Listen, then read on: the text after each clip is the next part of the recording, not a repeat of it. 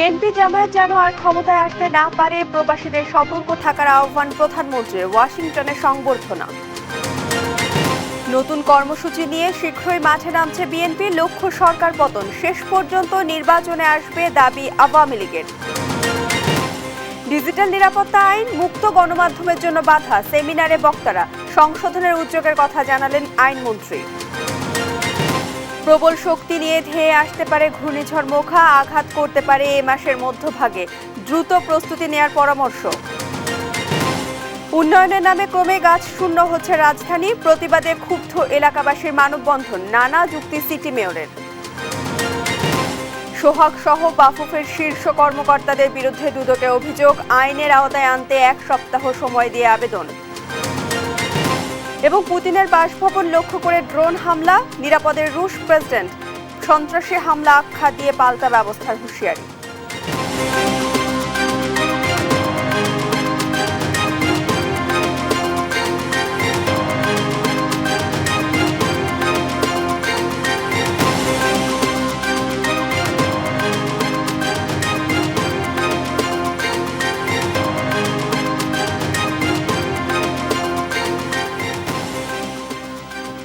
শুভেচ্ছা, আমন্ত্রণ সংবাদ সন্ধ্যায়। বলছিলাম AKSTMT বা সংবাদ শিরোনাম, সঙ্গে রয়েছি আমি প্রিয়াঙ্কা বণিক।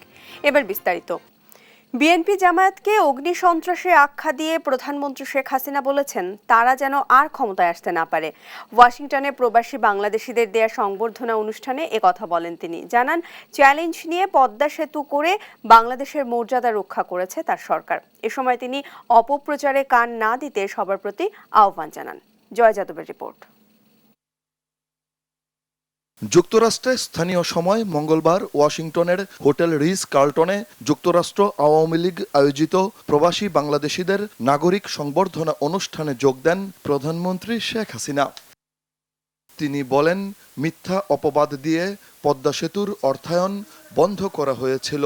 চ্যালেঞ্জ নিয়ে নিজ অর্থে তা নির্মাণ করে আওয়ামী লীগ সরকার। আমি চ্যালেঞ্জ নিলাম যে কিসের দুর্নীতি হয়েছে দেখাতে হবে।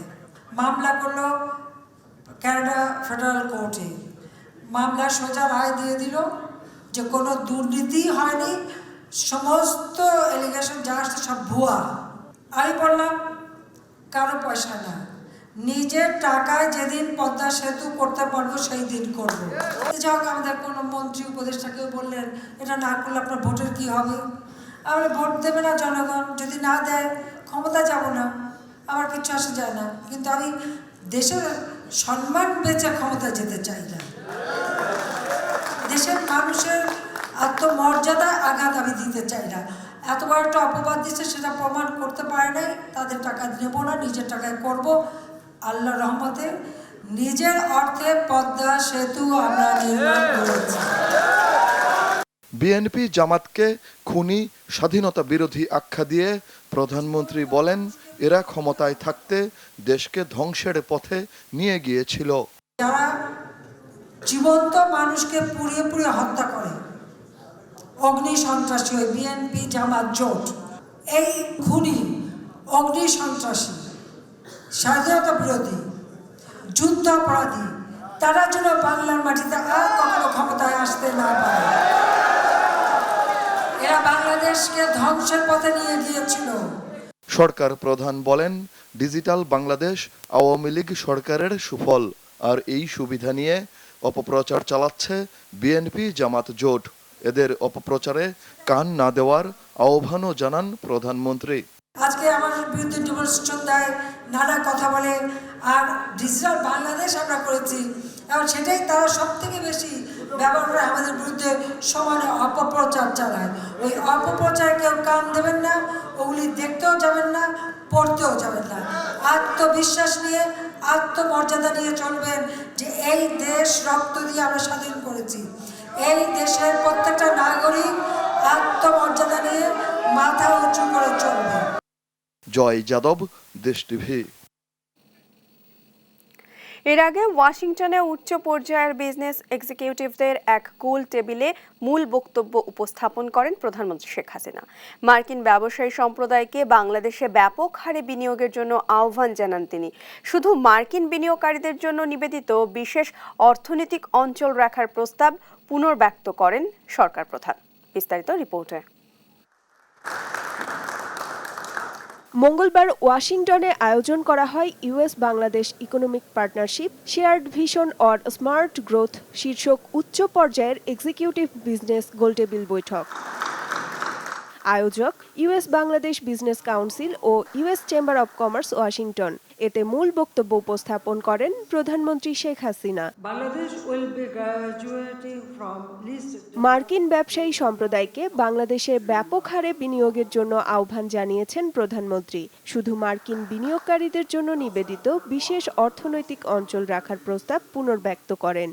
I am optimistic that United States would become our long-term productive partner in this challenging venture through trade, investment, technology transfer, and by creating a smooth and predictable supply chain for mutual benefits. 2041 সালের মধ্যে উন্নত, সমৃদ্ধ ও smart Bangladesh গড়ার লক্ষ্যে অংশীদার হিসেবে পাশে থাকারও আহ্বান জানান বঙ্গবন্ধু কন্যা। In conclusion, I would like to call on US business leaders to explore opportunities and invest in Bangladesh. I also call on you here today to remain and be with us as partner in our journey to a developed, prosperous and smart Bangladesh by 2041. গোলটেবিলে প্রধানমন্ত্রীর ICT বিষয়ক উপদেষ্টা সজীব ওয়াজেদ বাংলাদেশের উন্নয়ন ও অগ্রগতির চিত্র তুলে ধরেন। This, in a nutshell, is Smart Bangladesh. That is benefiting the citizens of Bangladesh, and we have estimated that over the years it has saved billions of dollars in cost, and not even counting the direct cost to the citizens in saved costs. That is in terms of digital services, digitization of government. এর আগে US chamber of কমার্সের briefing সেন্টারে ইউএসবিবিসির senior এক্সিকিউটিভদের সঙ্গে দুটি পৃথক বৈঠক এবং US chamber and কমার্সের প্রেসিডেন্ট ও সিইওদের সাথে আরেক বৈঠকে যোগ দেন প্রধানমন্ত্রী। বৈঠকে বাংলাদেশকে বিনিয়োগ ও বাণিজ্যের আদর্শ জায়গা হিসেবে উল্লেখ করেন তিনি। মনিজা পারভিন, নিউজ ডেস্ক, দেশ টিভি। বিএনপির মহাসচিব মির্জা ফখরুল ইসলাম আলমগীর বলেছেন, প্রধানমন্ত্রীর বিদেশ সফরে কোনো অর্জন নেই। বিশ্ব ব্যাংকের ঋণ পূর্ব নির্ধারিত বিষয়। দুপুরে গুলশানে এলডিপির সাথে বৈঠক শেষে তিনি এ কথা বলেন। জানান, সরকারের সঙ্গে কোনো আলোচনা করবে না বিএনপি। যেহেতু তাদের পায়ের নিচে মাটি নেই, এই ধরনের মিথ্যা প্রচার করে তারা প্রচার করতে চায় যে তারা আপনার সব সফল করেছে, এই সফলটা তাদের সফল হয়েছে। IMF বলতে তারা মিথ্যা কথা আপনি নিজেই করেছেন। একই সময় ওয়ার্ল্ড ব্যাংকের পূর্ব নির্ধারিত আগেই কথা হয়েছে যেটা আপনার দেবে সেটাকে আবার এই সফর এই সফরে অ্যাচিভমেন্ট ইজ জিরো। মিথ্যা কথা বলে মানুষকে একাধিক বোকা বানানো যায়, কিন্তু বেশি বোকা বানিয়ে রাখা। নতুন কর্মসূচি নিয়ে শিগগিরই মাঠে নামছে বিএনপি। লক্ষ্য, নির্দলীয় নিরপেক্ষ সরকারের অধীনে নির্বাচনের দাবি মানতে সরকারকে বাধ্য করা। নেতারা বলছেন, দেশের অর্থনীতির কথা চিন্তা করেই হরতাল অবরোধের মতো কঠোর কর্মসূচি এখনো দিচ্ছে না বিএনপি। তবে সামনের দিনগুলোতে কর্মসূচিতে আসবে নতুনত্ব। সাইফুল রিপনের প্রতিবেদন। নির্দলীয় নিরপেক্ষ তত্ত্বাবধায়ক সরকারের অধীনে নির্বাচনের দাবিতে গেল প্রায় 14 বছর ধরে আন্দোলন করে আসলেও এখনো দৃশ্যমান সফলতার মুখ দেখেনি দেশের অন্যতম বড় রাজনৈতিক দল বিএনপি। গেল বছরের আগস্ট থেকে সমমনা রাজনৈতিক দল ও জোট নিয়ে একই দাবিতে নতুন উদ্যমে যুগপৎ আন্দোলনের কর্মসূচি পালন করছে দলটি। গেল নির্বাচনে অংশ নেয়া বিএনপির সাবেক প্রার্থী সহ তৃণমূলের নেতাদের দাবি, একটি নির্দলীয় নিরপেক্ষ সরকারের অধীনে নির্বাচন আদায়ে যে কোনো কর্মসূচি বাস্তবায়নে প্রস্তুত তারা। গণতান্ত্রিক উপায়ে আমাদের বিএনপির যে উত্থাপিত দাবি, সে দাবি কীভাবে বাস্তবায়ন করা যায়, বিশ্বব্যাপী আজকে এই দাবি আমরা উত্থাপন করছি। যে সারা বিশ্ব কিন্তু একটি অবাধ, নিরপেক্ষ এবং স্বচ্ছ নির্বাচন চাচ্ছে। আমরা আন্দোলনের জন্য একদম প্রস্তুত, এবং আমাদের যখন জোরালো আন্দোলনের জন্য একবার দল কেন্দ্র থেকে বলা হবে, আমরা মাঠে নেমে যাব। তারা আমাদের কেন্দ্রীয় নেতৃবৃন্দের কাছ থেকে ঘোষণা চায় কখন তারা মাঠে নামবে। তারা মাঠে নামতে নামতে মামলা, মোকদ্দমা, হামলা, হুলিয়া, অত্যাচার, নির্যাতনে নিঃস্ব হয়ে এখন তারা দিশেহারা। তাদের কাছে একটাই পথ, আন্দোলন ছাড়া অন্য কোনো পথ তাদের কাছে নাই।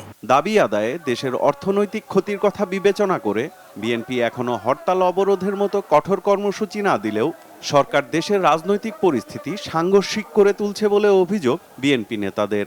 আমরা চাই না যে আজকের অর্থনীতিটা আরও খারাপের দিকে যাক।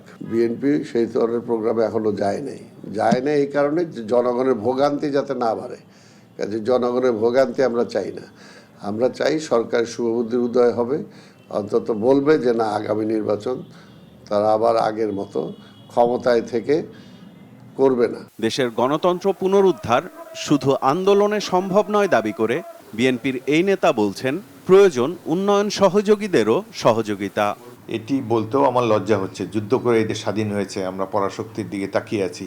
কারণ দেশের মধ্যে এই বিভিন্ন আইনশৃঙ্খলা বাহিনীর নির্যাতন এতই নিষ্ঠুর, এতই ব্যাপক যে এর বিরুদ্ধে একটি নিরস্ত্র রাজনৈতিক দলের ঘুরে দাঁড়ানো সম্ভব নয়। সেজন্যই আমরা বলছি, বিশ্ববাসীর দৃষ্টি আকর্ষণ করছি, বিশেষ করে জাতিসংঘের দৃষ্টি কামনা করছি। তারা আন্তর্জাতিক মহল যদি উদ্যোগ নিয়ে দেশে গণতন্ত্র প্রতিষ্ঠা করে, আইনের শাসন প্রতিষ্ঠা করে, তাহলে বিএনপি ঘুরে দাঁড়াতে পারে। জনপ্রিয়তা হারিয়ে আওয়ামী লীগ সরকার কৌশলে আবারও নিজেদের মতো নির্বাচন করতে চায় উল্লেখ করে বিএনপির এই নেতা জানান, এবার সতর্ক আছে বিএনপি। যদি জনগণকে আবারও ভোটাধিকার থেকে বঞ্চিত করা হয়, দেশের সহিংসতা হতে পারে। সাইফুল রিপন, দেশ টিভি, ঢাকা। দ্বাদশ জাতীয় সংসদ নির্বাচনে বিএনপির সিনিয়র একটি অংশগ্রহণ করতে চায় বলে দাবি আওয়ামী লীগের। এখন না বললেও শেষ পর্যন্ত তারা নির্বাচনে অংশ নেবে, এমনটাই দাবি আওয়ামী লীগের কেন্দ্রীয় নেতাদের।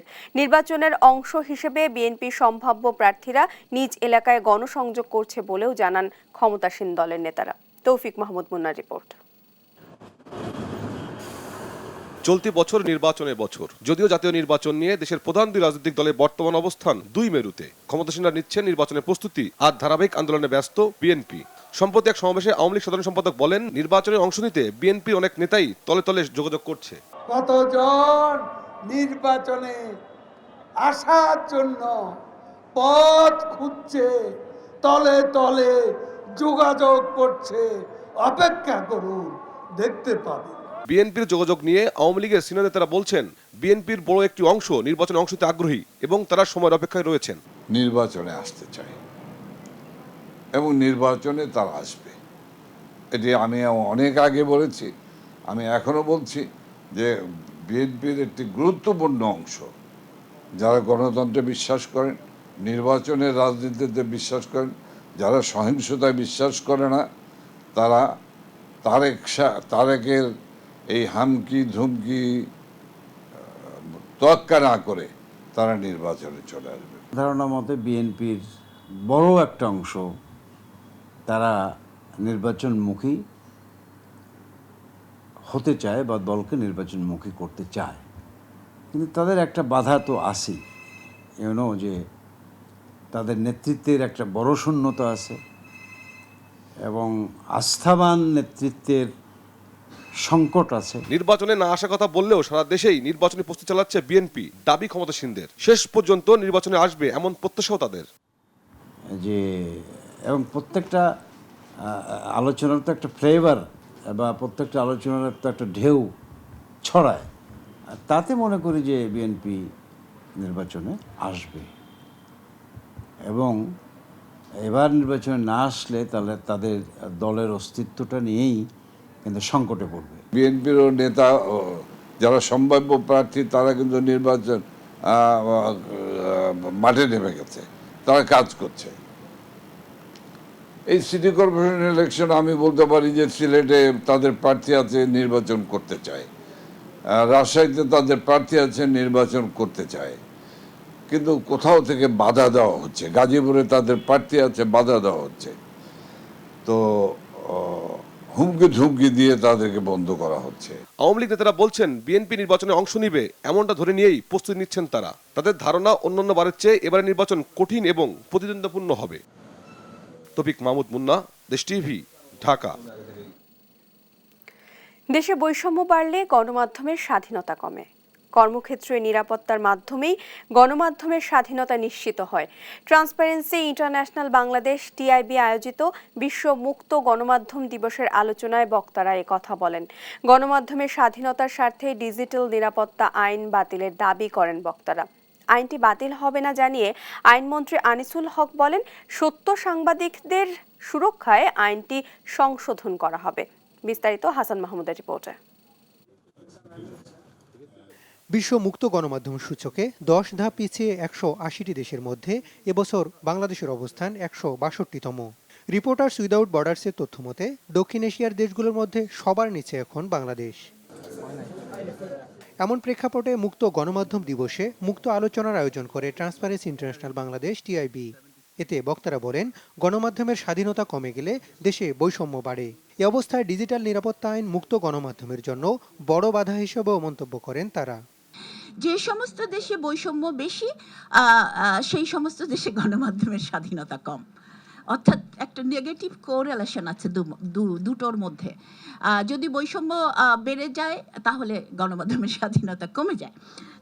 বৈশ্বিক যে তালিকা 180টি দেশের মধ্যে আমাদের নিচের দিক থেকে 19তম, এবং শুধু তাই নয়, যে কারণে যেসব উপাদানের ইন্ডিকেটরসের উপর ভিত্তি করে এই সূচকটি প্রণীত হয় তার মধ্যে যে একটি সূচক হচ্ছে গণমাধ্যম কর্মীদের নিরাপত্তা।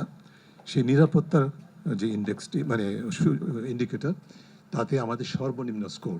তবে অবাধ সোশ্যাল মিডিয়ার এই যুগে ডিজিটাল নিরাপত্তা আইনের প্রয়োজনীয়তা তুলে ধরে আইনমন্ত্রী আনিসুল হক বলেন, অপপ্রয়োগ রোধে আইনটি সংশোধনের উদ্যোগ নেওয়া হয়েছে।